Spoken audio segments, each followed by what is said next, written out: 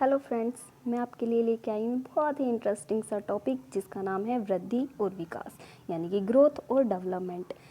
ये दोनों बहुत ही सेम हैं, पर इनमें फिर भी कुछ डिफरेंस हैं। जैसे कि हम देखेंगे अभी कि वृद्धि और विकास कौन कौन सी अवस्था में होता है, कहाँ कितना होता है, ज़्यादा होता है, कम होता है, कौन सी अवस्था में सबसे अधिक होता है, या कहाँ जाके वृद्धि या विकास कोई भी चीज़ रुकती है। फर्स्ट ऑफ ऑल हम देखेंगे वृद्धि के बारे में।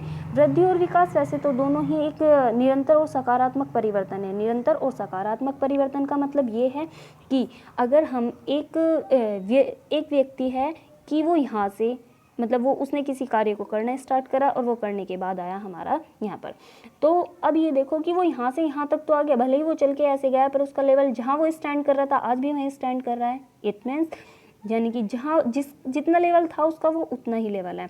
और हमें करना क्या है, हमें करना ये है कि वृद्धि और विकास एक सकारात्मक यानी कि पॉजिटिव और निरंतर यानी कि सुचारू रूप से चलने वाली प्रक्रिया है। तो ये स्टेप बाय स्टेप हमारे चलती चली जाएगी। तो ये क्या है, हमारी एक निरंतर चलने वाली प्रक्रिया है और वो भी पॉजिटिव। ऐसा नहीं है कि आप हम एकदम से ऐसे पूरी वृद्धि कर लोगे। ग्राफ के माध्यम से तुम्हें समझा रही हूँ कि भाई ऐसे करके हम डायरेक्ट नहीं पहुँच सकते, मतलब नहीं प्राप्त कर सकते वृद्धि या विकास को।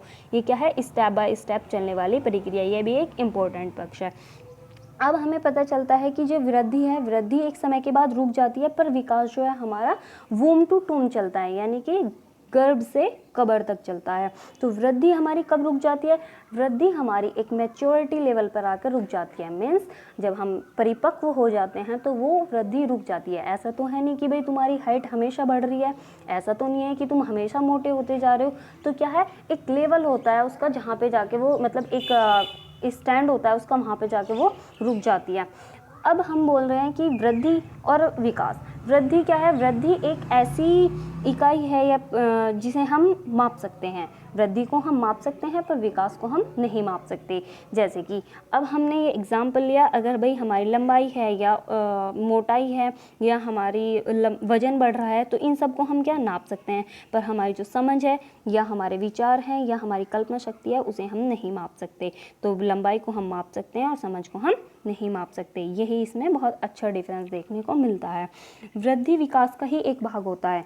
वृद्धि और विकास ये दोनों एक दूसरे से रिलेटेड हैं। वृद्धि जो है विकास का पार्ट है। देखिए इस ग्राफ के माध्यम से हम तुम्हें समझा सकते हैं कि ये जो पूरा बॉक्स है ये किसका है, ये है एक डेवलपमेंट का, और ये ग्रोथ और मैच्योरिटी ये इसके एक भाग हैं। तो इस बात से आपको समझ आ रहा होगा कि ये इसका ही एक भाग है।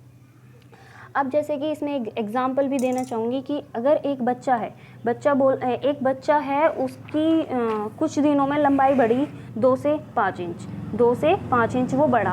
अब आप ये बताइए, उसको हम नाप लिए, पर अगर उसकी समझ या उसका संज्ञान विकसित हो रहा है तो हम उसे नहीं माप सकते।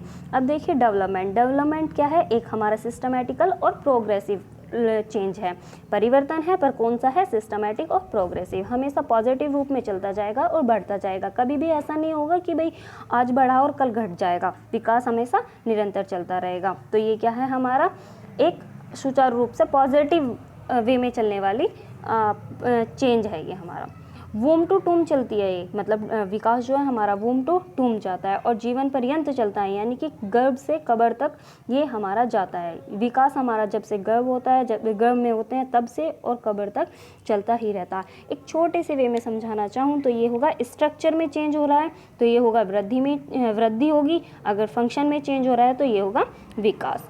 अब ये हैं हमारे डिफरेंस जो अब तक हमने पढ़े हैं। क्या क्या इसमें डिफरेंस होते हैं। ग्रोथ जो है हमारी एक मात्रात्मक है, इसे हम नाप सकते हैं, पर डेवलपमेंट को हम नहीं नाप सकते।